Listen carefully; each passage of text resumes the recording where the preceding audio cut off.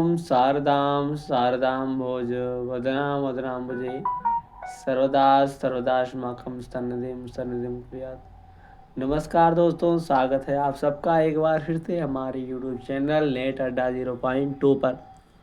दोस्तों, जैसा कि पिछले वीडियो में हम लोग जो है सांख्य कारिका का पहला कारिका पढ़ चुके हैं। अगर आपने नहीं पढ़ा है तो प्लीज़ हमारे वीडियो प्लेलिस्ट में जा कर के उसको पढ़ लें। आज हम इस क्लास में अपनी दूसरी जो कारिका है वह कौन सी है? दृष्टवदानुश्रविकः स विशुद्धिक्षयातिशयुक्तः तद्विपरीतः श्रेयान् व्यक्ताव्यक्तज्ञ विज्ञानात्। फिर से एक बार पढ़ेंगे हम। दृष्टवदानुश्रविकः स या विशुद्धिक्षयातिशयुक्तः तद्विपरीतः श्रेयान् व्यक्ताव्यक्तज्ञ विज्ञानात्। एक बार अन्वय को हम लोग देख लेंगे। क्या लिखा है? आनुश्रविकः हेतु दृष्टवत् स हि आविशुद्धिक्षयातिशयुक्तः व्यक्ताव्यक्तज्ञ विज्ञानात् तद्विपरीतः श्रेयान् भवति। यहाँ पे हम लोग देख लेंगे अविशुद्धिक्षयातिशयुक्तः, अविशुद्धियुक्तः का पशुघातात् तथा चुत्कम। यहाँ पे तद्विपरीतः जो कारिका है, जो कारिका का जो दूसरी पंक्ति क्या? तद्विपरीतः व्यक्ताव्यक्त विज्ञानात् तद्विपरीतः श्रेयान् में देख लेंगे। ताभ्याम दृष्टानुश्राविकाभ्याम विपरीतः श्रेयान् प्रशस्यतरः इति अविशुद्धिक्षयातिशयुक्तत्वात् स कथामित्यात्। व्यक्तव्यक्त विज्ञानात् तत्र व्यक्तम महदादे। महदादि का अर्थ है जो बुद्धि आदि हैं, वो बुद्धि अहंकार, बुद्धि अहंकार, बुद्धि धन अहंकार। और जो पंच तन्मात्राणी, जो 5 तन्मात्राणी हैं, और एकादश इंद्रियाणी, जो 11 इंद्रियां हैं, और पंच महाभूतानि, जो 5 महाभूत हैं। अव्यक्तम प्रधानम य पुरुष, और जो पुरुष एवमेव तानि पंचविंशति तत्वानि व्यक्ताव्यक्तज्ञाः कथ्यन्ते एतद्विज्ञानाक्षेय इति उक्तम च पंचविंशतितज्ञ इति। तो कौन कौन से 25 महातत्व हैं?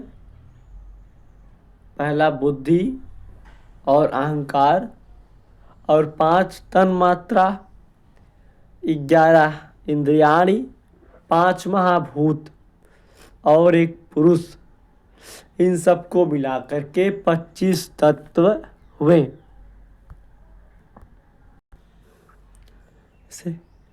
यदि प्रत्यक्ष से अन्यत्र जिज्ञासा करनी चाहिए, किंतु उसमें भी दुख नाश नहीं होता है। जैसे आनुश्रविक तीनों दुखों का नाशक है, पीछे गुरु के उच्चारण के बाद सुना जाता है।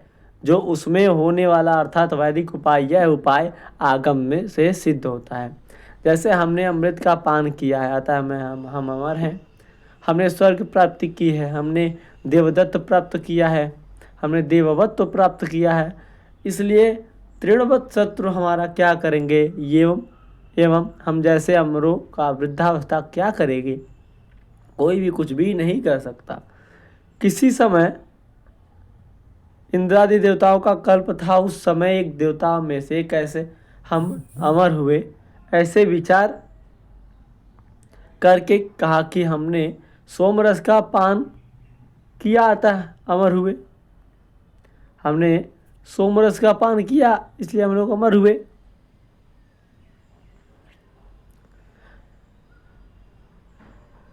स्वर्ग को प्राप्त हुए, दिव्यों की प्राप्ति की। इस प्रकार तृणवत् शत्रु हम लोग का क्या कर सकता है? वृद्धावस्था अथवा हिंसा क्या कर सकती है? और भी वेद में सुना जाता है कि पशु मारण से अधिक फल ही प्राप्त होती है।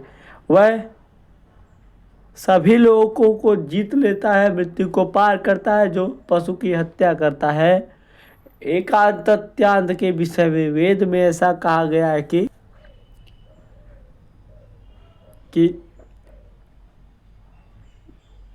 जो सांख्य विषय जिज्ञासा बेकार है। ऐसा नहीं है जैसे कहते हैं कि दृष्टवदा अनुश्राविका ही दृष्टम प्रत्यक्षम उपाय की तरह ही अनुश्राविक वैदिक उपाय भी है।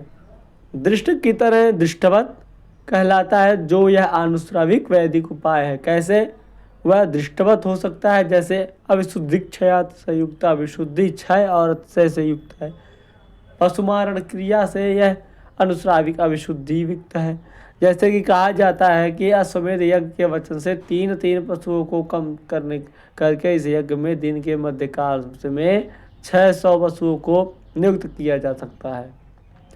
यद्यपि यह भी श्रुति है और स्मृति द्वारा विहित होने से धर्म और तप भी मिश्रित भाव पाप और पुण्य होने के कारण अविशुद्धि युक्त है। जिसे जैसे बहुत से हजारों इंद्र देवताओं के प्रत्यक्ष युग में काल के द्वारा प्राप्त कर दिए गए हैं, यह काल निश्चय ही दुर्लभ है।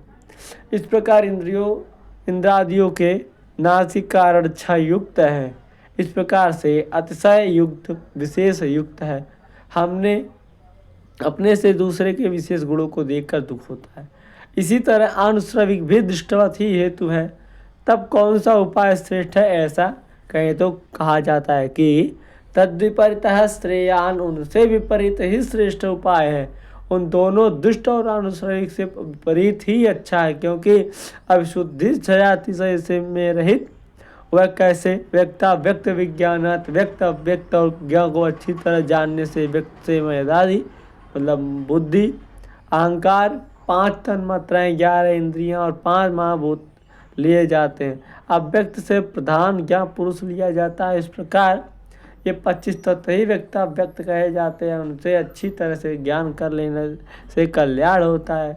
कहा भी जाता है कि 25 तत्व को जानने वाला मुक्त हो जाता है। अगर ये हमारी वीडियो अच्छी लगी तो लाइक करके अपने दोस्तों के पास शेयर जरूर करिएगा। मिलते हैं अगली वीडियो में। नमस्कार।